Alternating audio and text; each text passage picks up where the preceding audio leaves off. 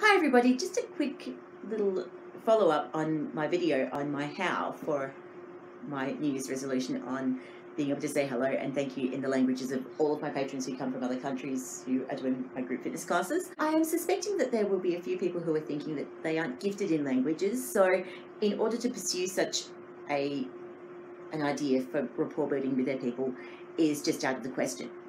I would not say that I'm gifted in languages. Motivated, yes, but gifted, maybe not.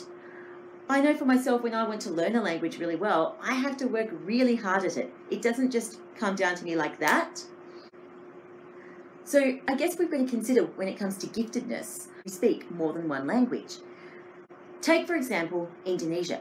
So as of 2019, there were 251 million people in Indonesia. So there are over 700 different languages and dialects that are spoken in Indonesia. They are all united, however, by Bahasa Indonesia, or Indonesian, as we perhaps might call it, which is a standardized form of Malay. But most of those people, those 251 million people, can speak more than one language. They speak Bahasa Indonesia as the official language of Indonesia, and then they also speak their own native language, which they're generally taught as children. And quite often they also speak English if they are in the touristy area. So if we're going to argue that someone who speaks multiple languages is gifted, then I guess we need to therefore say that there are 251 million people in Indonesia who are gifted. Now, it's not just Indonesia where people speak multiple languages.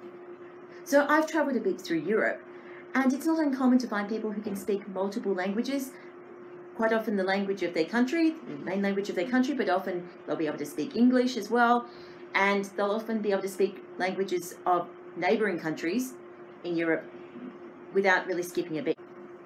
So unfortunately, the gifted argument, gifted or not argument, or talented or not argument, doesn't quite work on me. I would assert that it's more likely to be motivation, which is the key. So if we take the example of Indonesia, where, like I said, they usually speak a native language, they then will speak Bahasa Indonesia or Indonesian, and often English if they work in the touristy areas. Consider the motivations. So the motivation of the native language is that it's the native language. The motivation of Bahasa Indonesia is because they need to be able to connect with people who come from different areas of Indonesia. And they also need to be able to connect with the government and with schools and similar. And then English because it's the language of the money, just put simply.